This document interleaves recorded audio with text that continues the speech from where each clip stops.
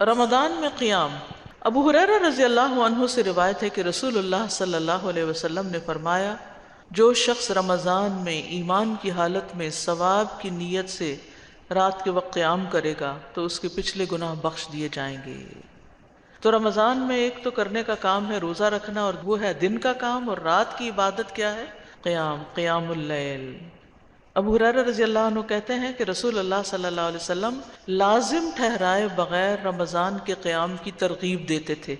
آپ فرماتے تھے، جس نے رمضان کا قیام ایمان کی حالت میں اجر طلب کرتے ہوئے کیا، اس کے گزشتہ گناہ معاف کر دیے جائیں گے۔ رسول اللہ صلی اللہ علیہ وسلم کی وفات تک یہی معاملہ رہا۔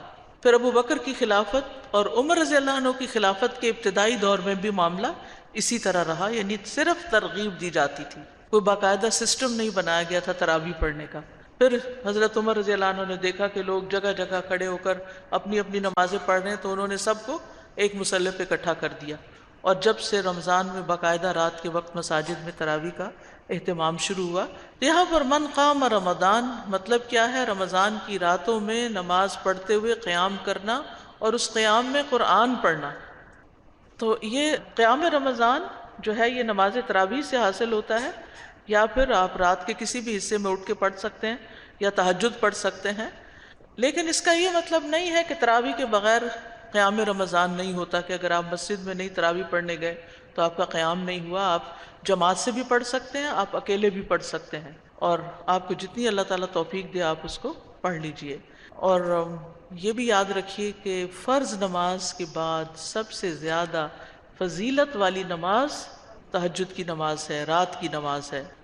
رات کا قیام رب کے قریب کرتا ہے، رب کے قرب کا ذریعہ۔ جو یہ چاہتا ہے وہ مقربین میں شامل ہو جائے، اسے چاہیے کہ رات کا قیام کرے۔ رسول اللہ صلی اللہ علیہ وسلم نے فرمایا، رات کا قیام لازم پکڑو، وہ تم سے پہلے کے نیک لوگوں کا طریقہ ہے، یعنی قیام اللیل صالحین کا طریقہ ہے، اور تمہارے رب کے قرب کا ذریعہ، برائیوں کا کفارہ اور گناہوں سے رکاوٹ ہے۔ یعنی قیام اللیل انسان کو گناہوں سے بھی روکتا ہے، انسان کے اندر ایمان کی قوت پیدا کرتا ہے، جس سے انسان کو گناہوں سے نفرت ہوتی ہے۔ تو بہرحال عام راتوں میں سال بھر بھی قیام کرنا چاہیے، رمضان میں خاص کرنا چاہیے، اور رمضان کی آخری عشرے میں، آخری 10 راتوں میں اور بھی زیادہ اہتمام کرنا چاہیے۔ رسول اللہ صلی اللہ علیہ وسلم اپنے گھر والوں کو بھی اس کی ترغیب دیا کرتے تھے، اور بہت تاکیدی حکم دیا کرتے تھے، اور آخری عشرے میں خود بھی جاگتے اور گھر والوں کو بھی جگاتے تھے۔